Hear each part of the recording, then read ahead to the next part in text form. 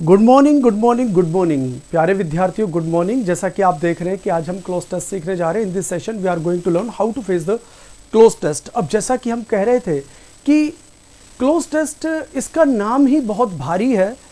Otherwise cloze test इतना difficult नहीं है जितना डिफिकल्ट हम समझते हैं, है ना।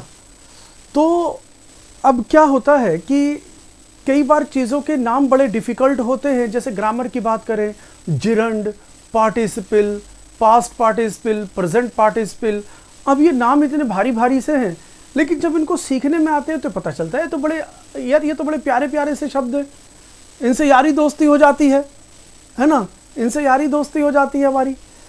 तो यही बात क्लोज टेस्ट की है। तो क्लोज टेस्ट शुरू करने से पहले मैं क्लोज टेस्ट के लिए एक छोटी सी कहानी बताता हूँ, छोटी सी स्टोरी। क्लोज टेस्ट की एक छोटी सी स्टोरी बताता हूँ ताकि, है ना, आपको ये समझ में आ जाए कि क्लोज टेस्ट है क्या। देखो क्या होता है, एक गांव के अंदर एक शेर का बहुत बड़ा आतंक होता है। सुनिएगा मेरी बात ध्यान से। एक गांव के अंदर एक शेर का बहुत बड़ा और बहुत ज़्यादा आतंक होता है। तो हर कोई उस शेर से डरता है और वो शेर हमेशा रात के वक्त ही आता था। तो इसलिए रात के वक्त कोई बाहर निकलता ही नहीं था। उस वक्त रात के वक्त कोई बाहर निकलता ही नहीं था। तो अब क्या हुआ कि एक दिन बड़ी तेज़ बारिश आ रही थी। तो एक मकान की जो छत है वो टपक रही थी। मकान की छत टपक रही थी। तो हस्बैंड वाइफ बात कर रहे थे कि भाई बाहर चलते हैं कि यहाँ तो क्या कहते हैं, टपका है, और बाहर चलते हैं। तो वाइफ ने ऐसे बोला कि बाहर चलते हैं, बाहर थोड़ा छप्पर वगैरह है, वहाँ पर लेट जाएंगे, अंदर तो टपका है। तो हस्बैंड कहता है कि भाई बाहर तो शेर है और अंदर टपका है। तो वाइफ कहती है कि शेर की कोई बात नहीं, टपके का डर है मुझे, शेर का डर नहीं है। अब ये बात बाहर शेर जो है बाहर खड़ा हुआ सुन रहा था। अब शेर ये कह रहा था, भाई टपका, कि मेरे से भी बड़ा शेर आ गया लगता है, मेरे से भी बड़ा कोई एक जानवर आ गया है टपका, कि ये जो टपका है ना, ये शेर से ही बड़ा जानवर है। कि इंसान को टपके का डर है लेकिन जानवर का डर नहीं है, शेर का डर नहीं है। किसका डर है? टपके का डर है। तो अब मैं यहाँ पे इस छोटी सी बात को मैंने बताया, एक छोटी सी बात को मजाक में, कि पॉइंट इज, ये जो हमने क्लोज टेस्ट को शेर मान रखा है ना, बेसिकली ये टपका है जो डर तो लगता है लेकिन डरने की बात नहीं है। इसको सोच लेंगे, समझ लेंगे, जैसे कि एक शेर को पता चल जाता कि टपका सिर्फ ये छत के टपकने को कह रहे हैं, तो शेर समझ जाता और भाई उन्हें खा जाता। लेकिन शेर वहां से निकल लिया, कह रहा भाई बड़ा जानवर आ गया, लगता है मैं निकल जाऊं यहां से, कि कभी वो टपका मुझे भी ना टपका दे। तो मतलब शेर भाग गया वहां से। तो कहने का मतलब यह है कि अगर हमें यह पता चल जाए कि क्लोज टेस्ट को कैसे फेस किया जाता है, तो क्लोज टेस्ट इतना डिफिकल्ट नहीं रहेगा जितना हम सोचते हैं। ये इतना डिफिकल्ट नहीं रहेगा। ठीक है, तो लेट्स स्टार्ट। चलो, तो देखो पहले तो ये क्वेश्चन, बेटा एक बात ध्यान रखें, जब आप एग्जाम में बैठे होते हैं, जब आप एग्जाम में हो, तो क्वेश्चन को ढंग से रीड कर लें। नो सी, सबसे ज्यादा प्रॉब्लम जनरली जब हम क्वेश्चन रीड नहीं करते और प्रॉब्लम्स आ जाती हैं, वो सिनोनिम एंटोनिम्स में आ जाती है। सबसे ज्यादा सिनोनिम एंटोनिम्स में प्रॉब्लम आ जाती है कि हम क्वेश्चन पढ़ते नहीं हैं और हम जहां सिनोनिम देखना होता है वहां एंटोनिम पर आंसर लगाते हैं, जहां एंटोनिम देखा होता है वहां सिनोनिम। तो बात सिनोनिम एंटोनिम पे नहीं है। जब भी आप कोई क्वेश्चन चेंज कर रहे हैं तो उसका पहले डायरेक्शन पढ़ना बहुत जरूरी है। तो आप डायरेक्शन जरूर पढ़ें। तो वो डायरेक्शन यही है कि भाई अब जो फॉलोइंग हमारा पैराग्राफ है उसके अंदर कुछ ब्लैंक्स हैं, उन ब्लैंक्स को फिल कीजिए। तो ब्लैंक्स को फिल कीजिए। तो हमारे पास आ गए भाई, ये क्या कहते हैं, ब्लैंक्स। हमारे पास ये ब्लैंक्स आ गए। हमारे पास 5 ब्लैंक्स हैं इस वक्त फिल करने के लिए। 5 ब्लैंक्स हैं, number 1, number 2, number 3, number 4 and number 5। अब इनके ऑप्शंस भी दूंगा मैं, इनके भी ऑप्शंस भी डिस्कस करेंगे अभी। लेकिन पॉइंट इज, अब यह है कि इसको फेस कैसे करना है। तो जो क्लोज टेस्ट होता है वो नॉर्मल ब्लैंक्स की तरह नहीं होता कि ब्लैंक्स हैं, 4 ऑप्शंस हैं और उनको एक एप्रोप्रिएट ऑप्शन दे दिया जाए तो इसे फिल कर लिया जाए। ठीक है ना। तो कहने का मतलब ये है कि हमें क्या समझना है कि पहले इसको ये समझना है कि ये नॉर्मल ब्लैंक से कैसे अलग है। तो देखो मैं एक एग्जांपल देता हूं आपको, उस एग्जांपल से आपको आइडिया लगेगा कि मैं कहना क्या चाहता हूं। देखिए क्लोज टेस्ट और नॉर्मल ब्लैंक्स में क्या डिफरेंस है, लेट्स सी। सेंटेंस है I always play dash Ajay. ये कहता है I always play dash Ajay. अब मुझे ये बताओ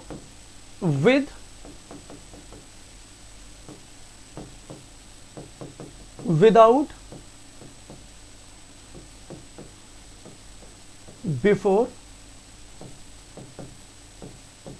आफ्टर। चलो जल्दी से मुझे ये बता दो इसमें क्या आएगा, जल्दी आंसर बताएं कि इसमें क्या आएगा। देखो समझ लो, एक नॉर्मल ब्लैंक्स और एक क्लोज टेस्ट में आए हुए ब्लैंक्स में क्या डिफरेंस होता है। कोई भी नॉर्मल ब्लैंक्स और एक क्लोज टेस्ट में आए हुए जो ब्लैंक्स हैं उन दोनों में क्या डिफरेंस है, पहले इस डिफरेंस को करते हैं, फिर क्लोज टेस्ट की तरफ अग्रसर होते हैं। हाँ जी, बच्चों के रिप्लाई आ रहे हैं, दैट्स इट। सौरभ, विक्रम, रानी कुमारी, सुहानी, दीक्षा, राज पांडे, चंद्रभूषण, पूजा कुमार। तो चलो सभी का रिप्लाई, मतलब किसी का भी क्या आ रहा है, विद आ रहा है। क्यों भाई, विदाउट क्यों नहीं हो सकता भाई, विद क्यों बोल रहे हो। I always play with Ajay, कि मैं हमेशा अजय के साथ खेलता हूं। क्यों, ये भी तो कह सकता है I always play without Ajay, कि मैं अजय के बिना खेल सकता हूं, कि मैं हमेशा अजय के बिना ही खेलता हूं। बिफोर, मैं अजय से पहले ही खेल लेता हूं। और आफ्टर, कि मैं अजय के बाद खेलता हूं। अरे भाई आप दिमाग लगाएंगे सारे हो सकते हैं, आप दिमाग लगाइए, ये सारे के सारे हो सकते हैं।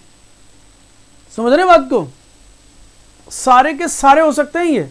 तो बेटा आप बात को समझें। अब मैं ऑप्शंस बदल देता हूं, अब समझें। अब ये ऑप्शंस नहीं लेने, अब ये ऑप्शंस नहीं लेने, ये ऑप्शंस नहीं लेना इसके अंदर। अब मैं ऑप्शंस बदल रहा हूं, ध्यान दीजिएगा बेटा। फिलहाल चारों हो सकते हैं, ये आपको समझना है। यही क्लोज टेस्ट और एक ब्लैंक्स के बीच का, एक नॉर्मल ब्लैंक्स और क्लोज टेस्ट में आए ब्लैंक्स के बीच का डिफरेंस है। अब इस डिफरेंस को समझे पहले। चारों ठीक हो सकते हैं, फिर बता दूं। इसका मतलब है कि मैं हमेशा अजय के साथ खेलता हूं, इसका मतलब मैं हमेशा अजय के बिना ही खेलता हूं, मैं उसके साथ खेलता ही नहीं हूं। यहां कहता है मैं अजय से पहले ही खेल लेता हूं भाई, इतने वो आता है उससे पहले मेरा खेल निपट जाता है। इसका क्या है कि भाई जब अजय खेल लेता है मैं उसके बाद खेलता हूं। भाई चारों ठीक है, मीनिंग अलग है, चारों ठीक है, बस मीनिंग अलग है। अब जरा मैं ऑप्शंस बदल रहा हूं। अब मैं ऑप्शंस ये नहीं दे रहा, मैंने कहा आई ऑलवेज प्ले डैश, तो मैंने लिखा सिंस बी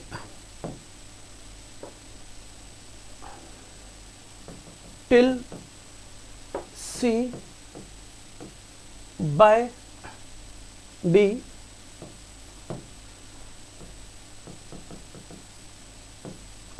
अब बताइए, अब इन चारों में से ऑप्शंस चुनिए। सेम क्वेश्चन के लिए अब ये ऑप्शंस हैं। पहले मैंने सेम क्वेश्चंस के लिए ये ऑप्शंस लिए थे, अब सेम क्वेश्चन के लिए मेरे पास ये ऑप्शन है। अब बताइए इन चारों में से क्या होगा। जल्दी रिप्लाई कीजिए।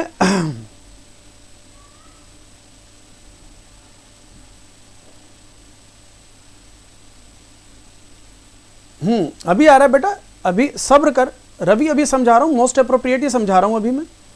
पहले तुम मेरी बात का जवाब दो। रवि, डी, मनीषा, रानी, चंद्रभूषण, विक्रम, दीक्षा, सुहानी, सौरभ, पूजा, राज, नितेश, रानी कुमारी। हाँ जी, देखो अब सभी का रिप्लाई आ गया सेम। तो सभी ने कहा कि सर यहां पर तो हो जाएगा डी, तो यहां पर डी हो रहा है, तो फिर यहां पर बी क्यों नहीं हो सकता। क्योंकि आपने पहले तो विद बोला था, लेकिन ऑप्शंस देखकर देखो आप सही है ये। तो इसका मतलब ये है कि अगर मैं अलग फिर ऑप्शंस दूं तो हो सकता है ये ठीक हो जाए, फिर मैं अलग ऑप्शंस दूं तो हो सकता है ये ठीक हो जाए। तो मैं जो बता रहा हूं, अब बात को समझे। ये जो है ये नॉर्मल ब्लैंक्स है, जो हमारे कॉमन ब्लैंक्स आते हैं ना, जो ब्लैंक्स आते हैं हमारे कॉमन ब्लैंक्स, ये उसका फॉर्मेट है कि आपको जब चार ऑप्शंस देगा, तो तीन गलत ही होंगे, जब आपको 4 ऑप्शंस देगा तो 3 गलत ही होंगे, जो एक सही होगा वही ऑप्शन होगा। तो ये तो हुए नॉर्मल ब्लैंक्स। लेकिन जो क्लोज टेस्ट होता है, क्लोज टेस्ट में जो ऑप्शंस होते हैं, क्लोज टेस्ट के जो ऑप्शंस होते हैं, एक ऑप्शन मतलब चारों के 4 ऑप्शंस में से कम 2 ऑप्शन तो उस ब्लैंक के लिए एकदम सुटेबल होते हैं। अब मैंने तो यहां पे चारों के चारों सुटेबल दे दिए, तो अब चारों के चारों अगर सुटेबल दे दिए, है ना, तो इसका मतलब यह है कि ये जो ब्लैंक्स के जो ऑप्शंस हैं ये क्लोज टेस्ट के हैं। क्लोज टेस्ट ये कंफ्यूज करता है कि भाई ये भी आंसर बन रहा है, ये भी बन रहा है, ये भी बन रहा है, ये भी बन रहा है। तो समटाइम्स तो चारों के चारों ही ठीक होते हैं उस ब्लैंक के अकॉर्डिंग, समटाइम्स 3, समटाइम्स 2। तो भाई 2 तो कम से कम आपको 4 ऑप्शंस में से ऐसे मिलेंगे जो लगेगा ये भी सही है, ये भी सही है। फिर एक एप्रोप्रिएट ऑप्शन, फिर एक उचित ऑप्शन कि बेस्ट ऑप्शन कौन सा होगा जिसको हम टिक करें। तो यहां पर क्लोज टेस्ट आगे निकल जाता है किससे? इन कॉमन ब्लैंक्स से। ये जो क्लोज टेस्ट के ब्लैंक्स हैं ये अलग होते हैं, ये ब्लैंक्स अलग होते हैं और ये ब्लैंक्स अलग होंगे। ये कॉमन ब्लैंक्स हैं कि इनके अंदर 3 तो गलत होंगे ही होंगे, तो एक ही सही होगा। लेकिन क्लोज टेस्ट के अंदर आप देखेंगे ये भी सही, ये भी सही, ये भी सही, ये भी सही। तो एक उचित, एक एप्रोप्रिएट वर्ड हमें ढूंढना पड़ेगा। तो बेटा वो एप्रोप्रिएट वर्ड कहां से ढूंढना पड़ेगा? वो एप्रोप्रिएट वर्ड हमें 2 तरीके से ढूंढना पड़ेगा, एक ग्रामर और एक लॉजिक, एक सिचुएशन। लॉजिक मतलब सिचुएशन के अकॉर्डिंग हमें समझना पड़ेगा। तो हमें सबसे पहले तो यह समझना है कि अगर कोई ब्लैंक दिया गया है तो उसके पास सिचुएशन क्या थी उस सेंटेंस को बोलने के लिए। तो बेसिकली हमारे पास जो सेंटेंस है ना, इसके अंदर सिचुएशन नहीं दी गई, अभी सिचुएशन गिवन नहीं है। अब इसमें सिचुएशन नहीं है इसलिए चारों ठीक है। अब जरा देखिए, अगर मैं इसको थोड़ा आगे बढ़ा दूं, अब जरा देखिए, अब मैं इसे थोड़ा सा आगे बढ़ा दूं, यहां ब्लैंक ना लेकर मैं लिखता हूं I always play dash Ajay because he cheats while playing। हाँ जी, अब देखें, I always play dash Ajay because he cheats while playing। तो अब जरा सोचना, ये रही सिचुएशन। अब उसने सिचुएशन भी साथ दे दी, अब उसने एक सिचुएशन साथ दी। अब ये जो सिचुएशन है ये क्लियर कर देगी कि यहां पर कौन सा वर्ड एप्रोप्रिएट होगा इन चारों में। ये सिचुएशन क्लियर करेगी कि बेटा अब इस ब्लैंक के अंदर इन चारों में से कौन सा ऑप्शन एकदम एप्रोप्रिएट होगा। अब बताना। हाँ जी, पहला रिप्लाई रवि का, बी। रवि बेटा कॉपी पेस्ट मत मारा कर। सुहानी, मनीषा, हाँ जी, और भी बताओ। राज, पूजा, सौरभ,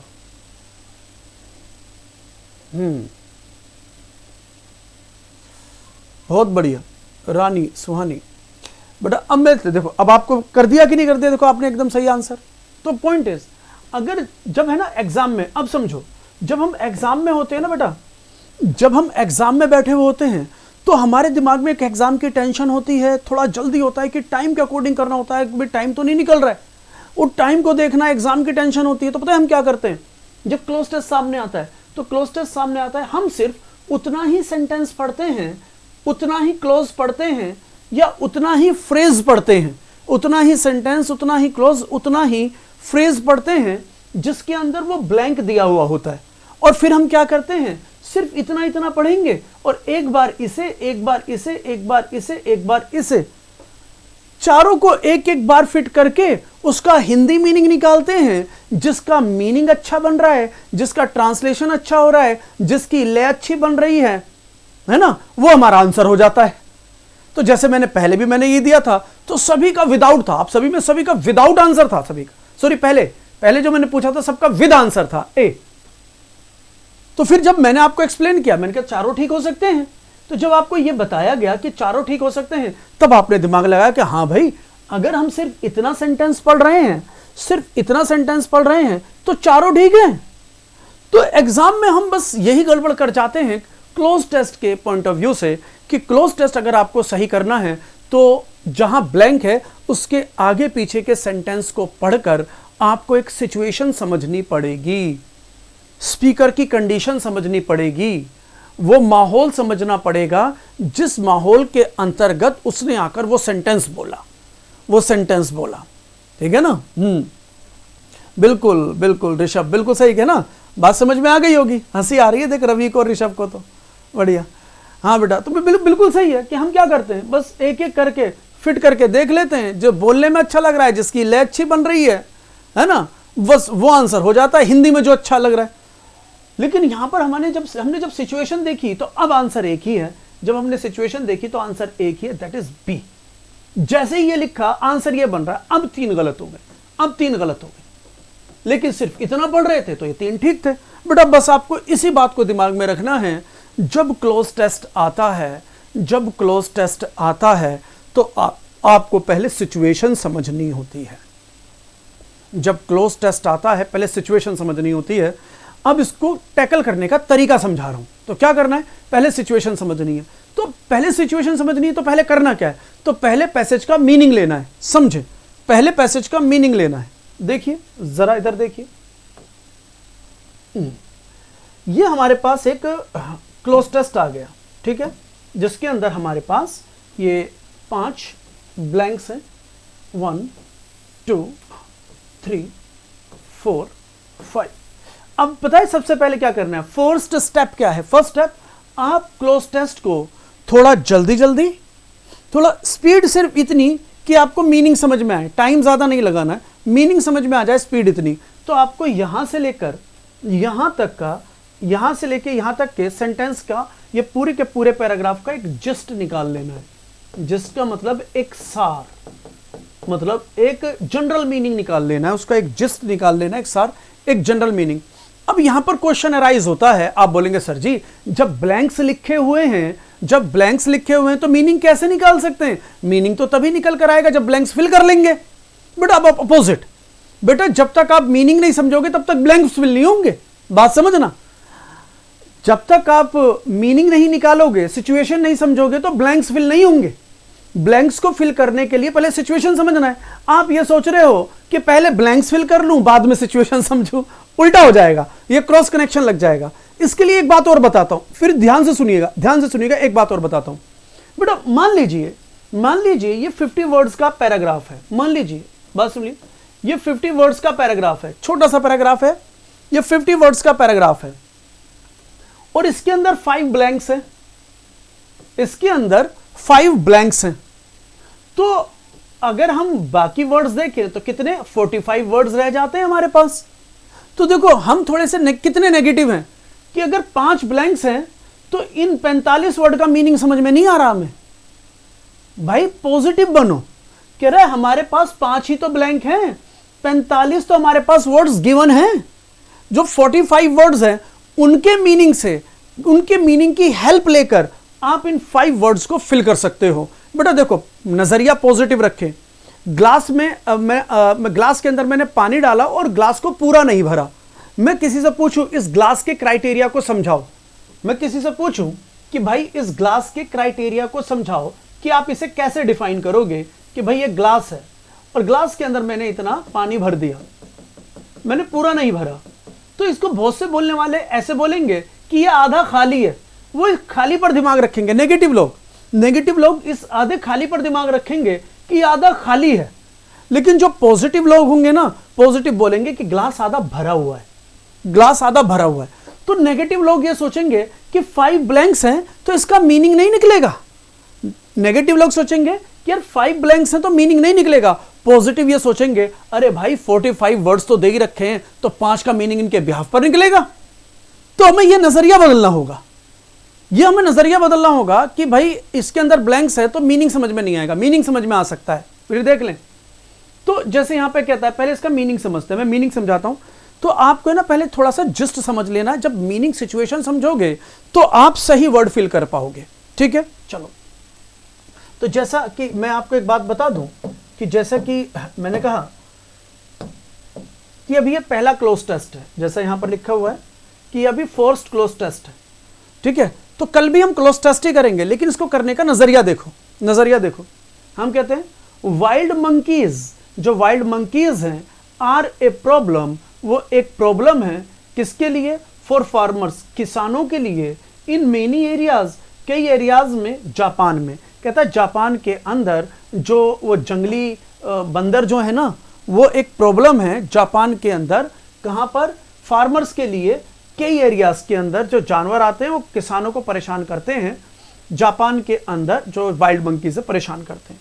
आगे डैश ऑफन, अब यहां पे डैश आ गया, dash often come out of the woods, कि वो डैश ऑफन अक्सर बाहर आते हैं जंगलों से, कि डैश जो है अक्सर जंगलों से बाहर आ जाते हैं, डैश अक्सर जंगलों से बाहर आ जाते हैं, टू डैश, डैश करने के लिए, डैश जंगलों से बाहर आ जाते हैं डैश करने के लिए, ठीक है।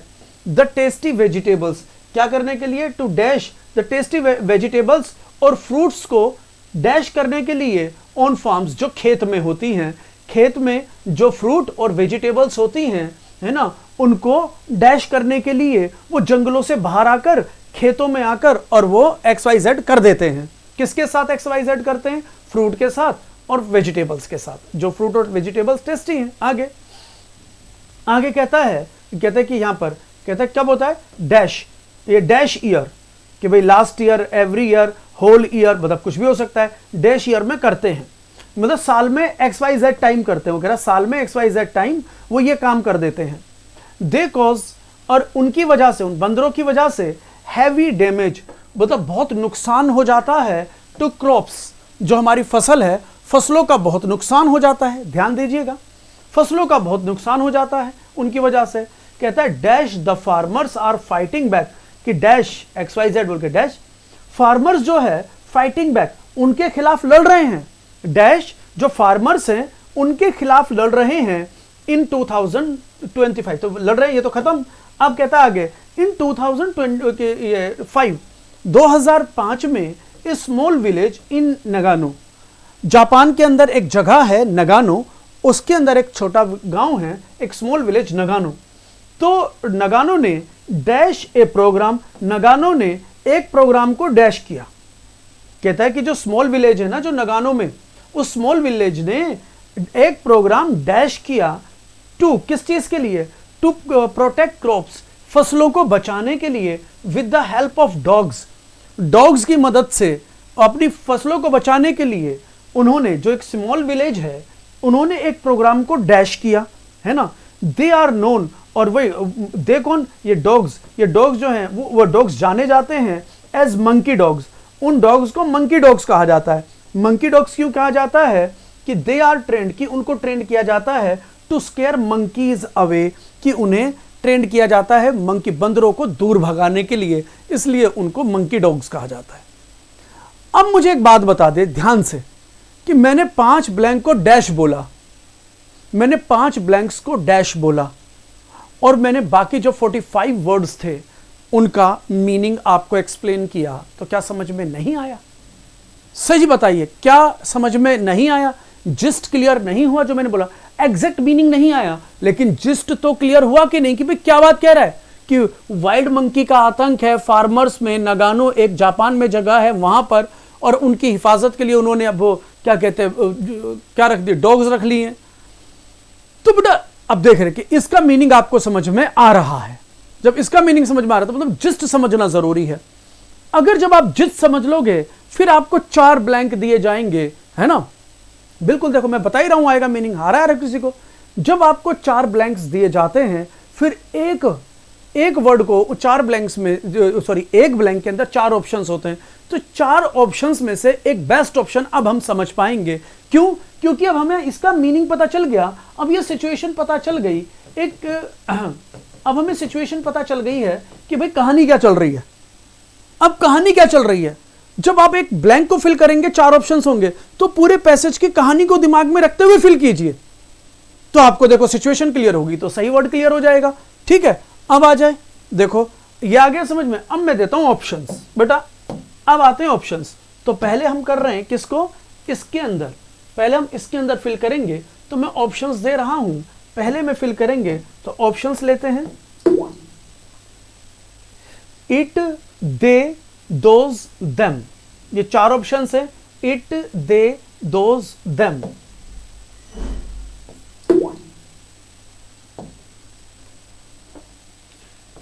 It,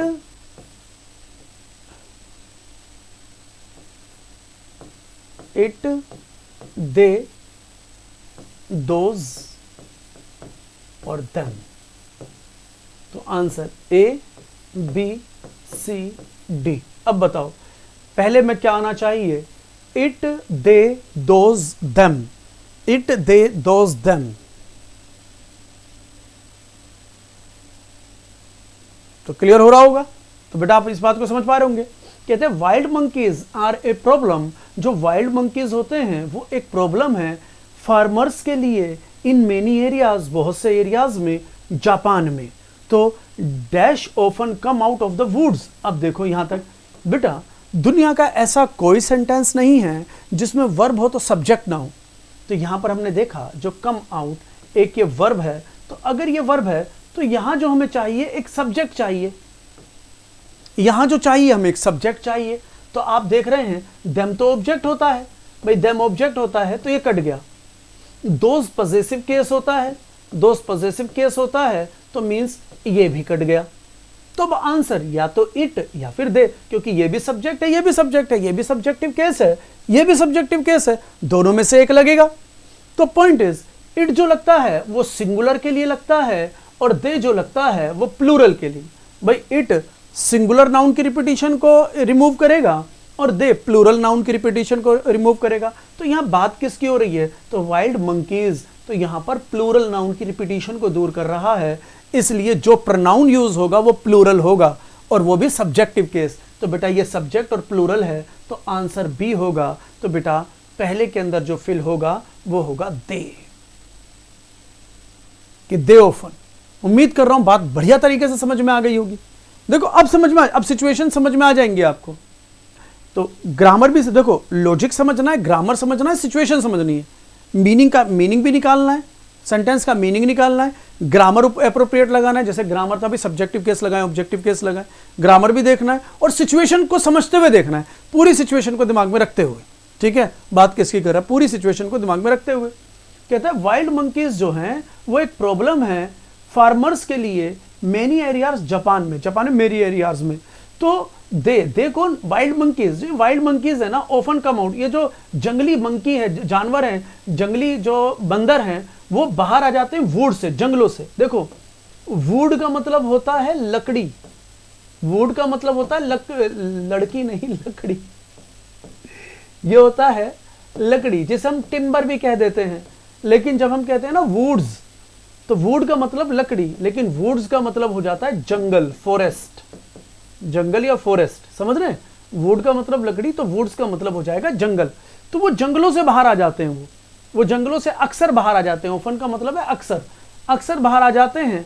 to dash the tasty vegetables and fruits on farms.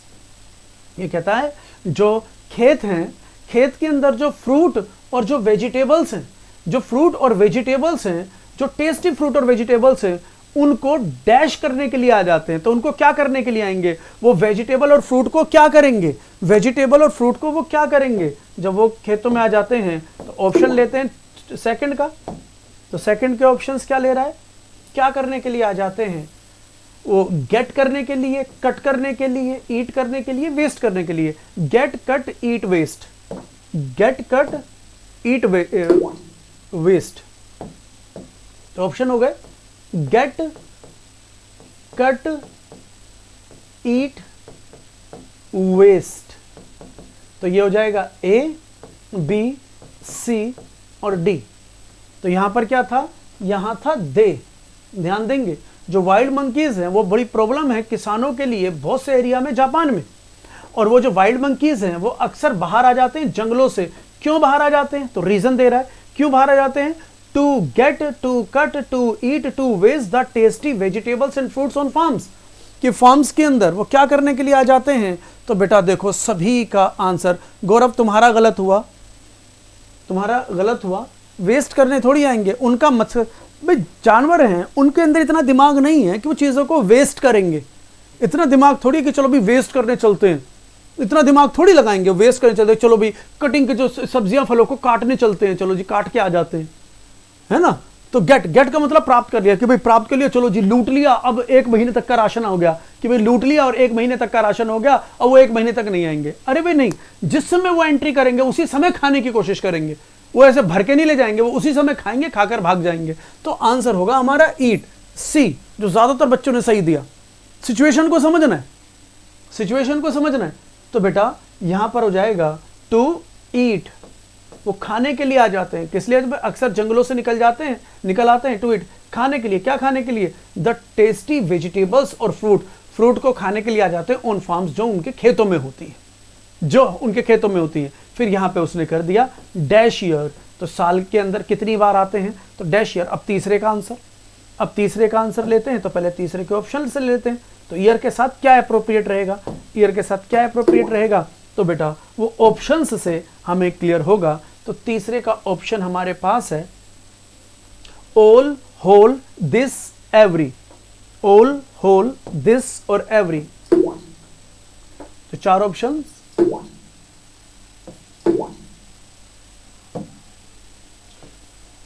All, whole, this या एवरी।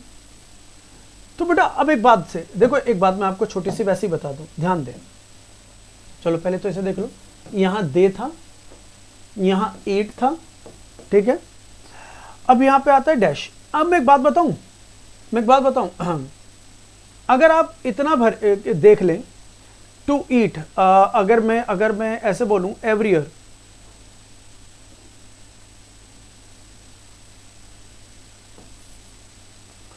अगर मैं सिर्फ इतना बोल दूं ना कि द मंकीज, देखें द मंकीज, इधर देखो sentence, the monkeys ate vegetables and fruits. अब मैं बोलूं डैश ईयर, ध्यान देना कि मंकीज एट, मंकियों ने खा लिया, वेजिटेबल्स, सब्जियों को, फ्रूट्स को, डैश ईयर। तो बेटा अगर आप देखें तो यहां पर फिर दिस आंसर भी तो ठीक हो सकता है, होल आंसर भी तो ठीक हो सकता है, हाँ या ना। तो बेटा ईयर के साथ तो आप होल भी लगा दो, ईयर के साथ आप दिस भी लगा दो, ईयर के साथ तो एवरी भी लग सकता है, ऑल नहीं आएगा। तो बेटा मैंने एक सेंटेंस अलग से दिया, जो मैंने अलग से सेंटेंस दिया, तो बेटा ईयर के साथ तो कुछ भी आ सकता है, ईयर के साथ तो आप कुछ भी लगा सकते हो। लेकिन यहां जो सिचुएशन है वो सिचुएशन ये कहती है कि यहां पर जो हमारा ब्लैंक फिल होगा वो हो जाएगा एवरी ईयर, हर साल खाते हैं वो, एवरी ईयर ये नुकसान करके जाते हैं, हर साल ये नुकसान करके जाते हैं, एवरी ईयर ये नुकसान करके जाते हैं। यहां पे हो जाएगा ईट और यहां पर है दे। क्लियर हो रहा है कि नहीं?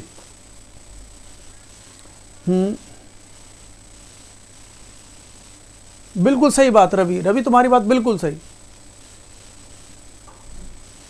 बट बिल्कुल भी नहीं होगा गौरव, टेस्ट हो ही नहीं सकता। वो टेस्ट का मतलब ये स्वाद थोड़ी कि ये खट्टा है या मीठा है, टेस्ट करने थोड़ी आएंगे, वो खाने आएंगे। जो अच्छा होगा खा लेंगे, नहीं अच्छा होगा फेंक देंगे, टेस्ट करने थोड़ी आएगा। तो कहता है wild monkeys are a problem, कि वाइल्ड मंकी प्रॉब्लम है फार्मर्स के लिए बहुत से एरिया में, जापान में। और वो मंकी जो है अक्सर जंगलों से बाहर आते हैं खाने के लिए टेस्टी वेजिटेबल्स एंड फ्रूट्स की ऑन फार्म्स, और वो आते हैं हर साल आ जाते हैं। आगे देखो, दे मतलब उन बंदरों की वजह का कारण है, वो बंदर जो है कारण है किस चीज का, हैवी डैमेज टू क्रॉप्स, कि वो बंदर कारण है कि जिसकी वजह से जो फसलें हैं, क्रॉप्स जो फसलें हैं उनका नुकसान हो जाता है, जो फसलें उनका नुकसान हो जाता है। और क्या कहते हैं, जो फसलों का नुकसान हो जाता है। तो यहां पर बात खत्म, ठीक है, सेंटेंस खत्म। अगला सेंटेंस शुरू हो रहा है, कह रहा है dash the farmers are fighting back. कहता है कि डैश जो फार्मर्स है ना उनके साथ लड़ाई कर रहे हैं, XYZ 4 में XYZ जो फार्मर्स हैं उनके साथ लड़ाई कर रहे हैं। अब कर रहे हैं तो अब XYZ में क्या आना चाहिए, सेंटेंस के शुरू में ये लगेगा। तो 4 के ऑप्शंस ले लेते हैं पहले, फिर मैं देखता हूं कि कौन सा आप अप्रोप्रिएट बताते हैं। 4 के ऑप्शंस लेते हैं। तो 4 के ऑप्शंस आ गए हमारे पास, ये because, however, moreover, though, because, however, moreover, though. Because, however, moreover, though.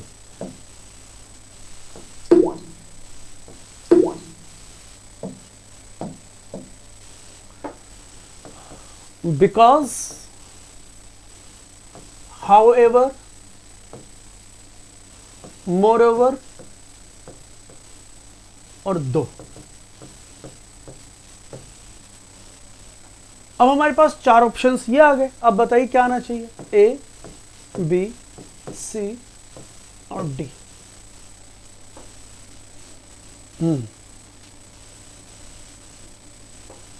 Because, however, moreover, दो. तो इनके अंदर देख लेते हैं कि जो दे पहले में, दूसरे में ईट खाने के लिए आ जाते हैं कि भाई वो जो है जंगलों से बाहर आ जाते हैं खाने के लिए tasty vegetables and fruits, farms के अंदर आ जाते हैं और एवरी ईयर आते हैं. और एवरी ईयर आते हैं जिसका कारण है, जो वो बंदर कारण है जिसकी वजह से हो जाता है बहुत ज़्यादा नुकसान हो जाता है क्रॉप्स को बहुत नुकसान हो जाता है. कहता है dash the farmers are fighting back, और वो उनके खिलाफ लड़ रहे हैं. तो अब यहां पर मैंने आपके आंसर देख लिए. बी और डी ज़्यादातर आंसर आ रहा है. बी और डी का आंसर ज़्यादा आ रहा है. तो बेटा बिकॉज तो होगा नहीं, क्योंकि कारण पहले ही दे दिया. देखो कारण पहले दे दिया तो वो लड़ रहे, तो उनके खिलाफ लड़ रहे हैं. तो यहाँ पे कारण नहीं दे रहा है, वो कारण नहीं दे रहा है तो बिकॉज तो गया नहीं, क्योंकि बिकॉज तब लगता है जब किसी का कारण देते हैं, रीजन देने के लिए. तो बिकॉज का यूज होगा किस लिए, रीजन बताने के लिए. यहाँ पर हम डिफाइन भी कर देते हैं. बिकॉज का जो यूज होगा वो किसी चीज का रीजन बताने के लिए, ठीक है, कॉज बताने के लिए. तो कॉज तो बता दिया. फिर बात करते हैं मोरेवर. तो बेटा वर्ड है मोर के अंदर ऐड कर रहे हैं मोरेवर, तो इसका मतलब होता है इन एडिशन टू. बेटा मोरेवर का मतलब होता है इन एडिशन टू, किसी में कुछ ऐड कर रहे हैं. इन एडिशन टू मोरेवर का मतलब हो जाएगा इन एडिशन टू, कि moreover she told me that she will not work with me. Moreover she told me that she will not work with me, कि मोरोवर का मतलब इन एडिशन टू दैट, कि means add करते हुए उसने कहा कि वो मेरे साथ काम नहीं करेगी. मतलब पहले भी कुछ कहा था. मोरोवर का मतलब होता है कि पहले कुछ कहा है ना, और उसके अंदर कुछ एडिशन करते हुए कुछ कहा. तो मोरोवर का मतलब होता है इन एडिशन टू. तो यहाँ पे कुछ ऐड थोड़ी कर रहे हैं, वो तो बता रहा है कि उनके खिलाफ लड़ रहे हैं. तो मतलब ये सी भी गड़बड़ हो गया. अब दो, एक होता है दो, एक होता है दो, और एक होता है ऑल दो. सेम मीनिंग होता है. तो इनका मतलब होता है वैसे तो, हालांकि. इनका मीनिंग होता है वैसे तो, हालांकि. और बेटा इसके साथ जो हम कंजंक्शन लगाते हैं या तो कोमा और या फिर येट. तो इसका मतलब होता है वैसे तो, इसका मतलब निकलता है फिर भी, हालांकि, फिर भी. तो अब यहां पे देखो, अगर हम सेंटेंस बोल रहे हैं कि dash the farmers are fighting back, तो यहां तो फुल स्टॉप लगा दिया. इनके बाद कभी फुल स्टॉप नहीं आता, इनके बाद हमेशा कोमा या येट लगेगा. इनके बाद कभी भी आप फुल स्टॉप नहीं लगाओगे, कोमा या येट का यूज करते हैं. कि जैसे अब ये कॉन्ट्राडिक्शन को बताते हैं, ऑल्दो और येट, ये समझ लो ये कॉन्ट्राडिक्शन को बताते हैं, दो विरोधाभासी अवस्थाओं को. ये कॉन्ट्राडिक्शन को बताते हैं, दो विरोधाभासी अवस्थाओं को बताते हैं. जैसे ऑल्दो शी इज, ऑल्दो या दो, कि ऑल्दो या though she is ill yet she goes to school daily. Although she is ill yet she goes to school daily, कि यद्यपि वो बीमार है फिर भी वो रोजाना स्कूल जाती है. यद्यपि, हालांकि, वैसे तो वो बीमार है फिर भी वो स्कूल जाती है. तो यार बीमार है तो घर पर बैठे, बीमार है फिर भी स्कूल जाती है, तो ये कॉन्ट्राडिक्शन हो गया. तो ये कॉन्ट्राडिक्शन को बताता है. तो यहां पर कॉन्ट्राडिक्शन को बताता है, तो फिर ये आंसर होगा नहीं. तो फिर आंसर हो जाएगा हाउएवर. तो हाउएवर का मतलब यहां हो जाएगा हालांकि. तो हालांकि जो है ये भी कॉन्ट्राडिक्शन को बताता है, कि मतलब जैसे बाय द वे का सेंस होता है. बाय द वे का मतलब ये नहीं, आप ये कीजिए बाय द वे. तो एक पॉइंट को चेंज करते हुए, पहले का पॉइंट था कि वाइल्ड मंकीज के आतंक को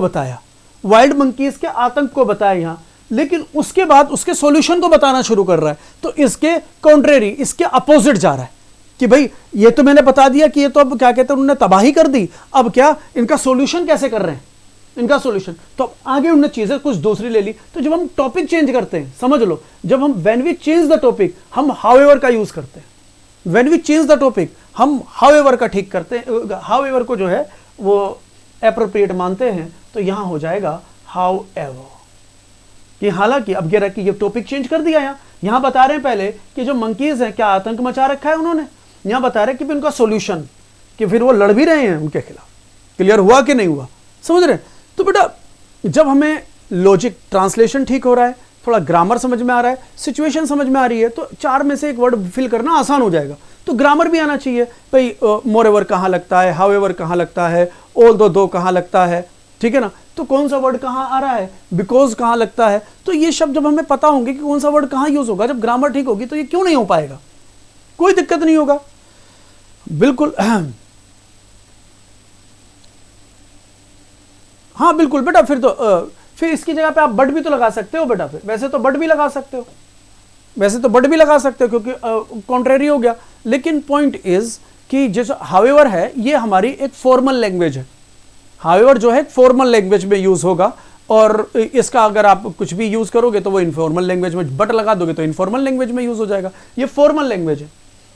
however the farmers are fighting back, वो लड़ रहे हैं तो बता रहे हैं कैसे लड़ रहे हैं कि 2005 में, देख रहे हो कैसे लड़ रहे हैं, बता रहे हैं 2005 में एक जो स्मॉल विलेज क्या कहते हैं, छोटा सा गांव था, कहाँ, नगानो के अंदर, नगानो के अंदर जो छोटा सा गांव था ना, उसने डैश ए प्रोग्राम, एक प्रोग्राम को डैश किया, कहता है उसने एक प्रोग्राम को डैश किया टू प्रोटेक्ट क्रॉप्स को बचाने के लिए उन्होंने एक प्रोग्राम को डैश किया with the help of dogs की हेल्प से उन्होंने एक प्रोग्राम को डैश किया। तो यहां क्या आना चाहिए, तो 5वें के ऑप्शंस ले लेते हैं कि उन्होंने क्या शुरू किया, क्या कहना चाह रहा है, देखते हैं।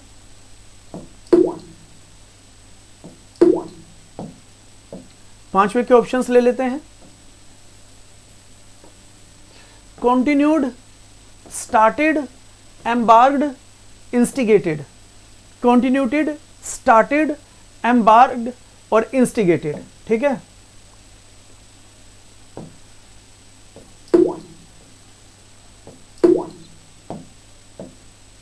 तो क्या क्या है, कंटिन्यूड, स्टार्टेड,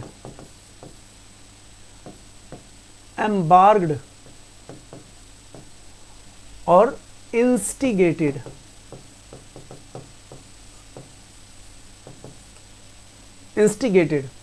तो ये रहा हमारा A B C D, options क्या थे यहां पर देख लें बेटा। अब बताओ क्या आना चाहिए, इधर दे था, इधर हमने यूज किया था ईट, यहां पर हम यूज कर रहे थे एवरी, इधर हमने यूज किया हाउएवर। अब 5 में क्या आना चाहिए ये देखेंगे। इन 2005 ए स्मॉल विलेज इन नगानो, 2005 में जो स्मॉल विलेज था नगानो ने, उसने डैश किया था, क्या कंटिन्यू किया था, स्टार्टेड किया था, एम्बार्क किया था, इंस्टिगेटेड किया था एक प्रोग्राम को इन चारों में से क्या किया था, टू प्रोटेक्ट, जिससे कि प्रोटेक्ट किया जा सके फसलों को। और वो उन्होंने जो प्रोग्राम इन चारों में से जो एक किया था वो डॉग्स की हेल्प से किया था। तो आंसर मैं आपके देख पा रहा हूं, रवि, मनीषा कुमारी, सौरभ, विक्रम, दीक्षा, सुहानी कुमारी, पूजा, गौरव, आकाश, अवनी जायसवाल, आकाश कुमार, दासवंशी। तो देखो बेटा, अब इसका मतलब क्या, कंटिन्यूड का मतलब ये होता है कि भाई जो पहले से चल रहा था उसे जारी किया। तो ऐसा कुछ लग रहा है कि उन्होंने पहले कुछ शुरू किया नहीं, तो जारी तो आप तब करते हैं जो पहले से चीजें शुरू हो चुकी हो, तो मीन्स जारी करना तो होगा नहीं, यहां पर जारी करना तो होगा नहीं, तो पहले शुरू करेगा स्टार्टेड, तो स्टार्टेड का मतलब हो जाएगा बिगिन, मतलब शुरुआत, बिगिनिंग। तो ये हो सकता है। लेकिन यार एम्बार्ड का मतलब भी तो बिगिन होता है, आपको अगर मैं बात बताऊं, इसका मतलब भी होता है स्टार्टेड, इसका मतलब भी शुरू करना होता है, स्टार्टेड का मतलब भी शुरू करना होता है। और इंस्टिगेट का मतलब होता है किसी को भड़काना, इंस्टिगेट का मतलब होता है किसी को भड़काना, जिसको हम प्रोवोक कह सकते हैं। तो ऑब्वियस, तो ये प्रोवोक्ड की बात तो करेगा नहीं, किसी को भड़का थोड़ी रहा है कि भाई प्रोग्राम को भड़काएगा थोड़ी, प्रोग्राम को शुरू करेगा। तो शुरू करेगा या तो स्टार्टेड और या फिर एम्बार्ड, या फिर स्टार्टेड या फिर एम्बार्ड। तो स्टार्टेड और एम्बार्क्ड जो हैं ये दोनों के दोनों एक दूसरे के सिनोनिम हैं। जैसे मैरिज और वेडिंग दोनों का मतलब शादी, जैसे अराइव का मतलब पहुंचना, रीच का मतलब पहुंचना, लेकिन दोनों में डिफरेंस। जैसे लिसन मतलब सुनना और हेयर मतलब सुनना, दोनों में डिफरेंस। इसी तरह से आपको पता होना चाहिए स्टार्टेड और एम्बार्क्ड का क्या डिफरेंस है। तो बता दें, किसी भी चीज को हम मोशन दे दें, किसी भी चीज को गति दे दें, किसी भी चीज की शुरुआत कर दें तो वो होता है स्टार्ट।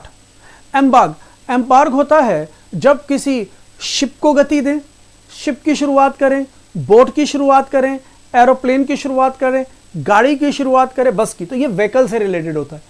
तो जब व्हीकल से रिलेटेड किसी चीज की शुरुआत होती है तो वहां एम्बार्क लगता है, और हम वैसे ही किसी प्रोग्राम की या वैसे ही किसी चीजों की हम शुरुआत करते हैं, जनरली किसी चीज की शुरुआत करते हैं, हम अपनी क्लास की शुरुआत करेंगे तो उसको हम स्टार्ट कह सकते हैं, या उसको हम कमेंसमेंट भी कह सकते हैं। अपना कोर्स जो शुरू करेंगे वो अपना कमेंसमेंट भी कह सकते हैं। समझ में आया कि नहीं? तो बेटा यहाँ पर कोई शिप के शुरू होने की, कोई क्या कहते हैं, किसी गाड़ी के शुरू होने की बात नहीं कर रहा है, तो यहाँ पर एम्बार्क्ड होगा नहीं। तो ये 3 गलत हुए तो आंसर हो जाएगा स्टार्टेड। तो यहाँ पर हमारा बेस्ट ऑप्शन होगा स्टार्टेड, कि भाई इतनी बंदरों के इतने आतंक के बाद, इतने नुकसान के बाद, जो जापान का जो एक स्मॉल विलेज था नगानो, उस नगानो के अंदर एक स्मॉल विलेज था जो जापान में ही था। तो उन्होंने शुरू किया था एक प्रोग्राम। वो प्रोग्राम शुरू किया किस लिए? टू प्रोटेक्ट क्रॉप्स, फसलों को बचाने के लिए, with the help of dogs की हेल्प से फसलों को बचाने के लिए उन्होंने प्रोग्राम शुरू किया। They are known as monkey dogs. और फिर उन डॉग्स को मंकी डॉग्स कहते थे, है ना। और उन मंकी डॉग्स को तैयार किया जाता था किस लिए? टू स्केयर मंकीज अवे, कि मंकीज को डराकर भगाने के लिए उनका इस्तेमाल होता था। मंकीज को डराकर भगाने के लिए उनका इस्तेमाल किया जाता था। तो मैं उम्मीद कर रहा हूं देखो मेरी बात समझ में आ गई होगी। ये बताइए जल्दी से कि पूरा क्लोज टेस्ट समझ में आया कि नहीं आया। बताइए क्लोज टेस्ट समझ में आया कि नहीं आया, क्योंकि चीजों के अंदर लॉजिक है। जल्दी बताइए क्लियर हुआ कि नहीं हुआ, जल्दी बताइए क्लियर हुआ कि नहीं हुआ। ठीक है, हाँ देखो बिल्कुल क्लियर हो गया, दैट्स ग्रेट। चलो अब जल्दी जल्दी अपने मार्क्स बताओ, जल्दी जल्दी। मैं जो पूछ रहा था अपने अपने मार्क्स बताओ, झूठ नहीं बोलना, सच्ची सच्ची बताना, अपने अपने मार्क्स बताओ सभी। तो देख रहा हूं 5 on 5, पूजा के 5 on 5, सौरभ के 5 on 5। जल्दी जल्दी सही सभी बताओ अपने मार्क्स। हाँ समझ में आ गया, दैट्स इट, बहुत बढ़िया बहुत बढ़िया। नितेश के 4, आदित्य के 4, सौरभ की 4। ग्रेट बेटा ग्रेट। अरे 5, अवनी के 5 आए हैं, सौरभ के 5 आके, आकाश के पूरे 5 हैं, रवि के। चलो तो बेटा अब मिलते हैं कल के, हम कल भी करेंगे क्लोज टेस्ट करेंगे, और कुछ उसमें भी मैं कुछ अच्छे अच्छे कॉन्सेप्ट्स आपको सिखाऊंगा। कल जो हम करेंगे क्लोज टेस्ट उसके अंदर मैं अच्छे अच्छे कॉन्सेप्ट सिखाऊंगा। तो मिलते हैं अब कल के सेशन में, तब तक के लिए सी यू, टाटा, बाय बाय। और जाने से पहले लाइक करना तो बनता है, लाइक करना ना भूलें प्लीज, लाइक करना ना भूलें। सी यू, टाटा, बाय बाय।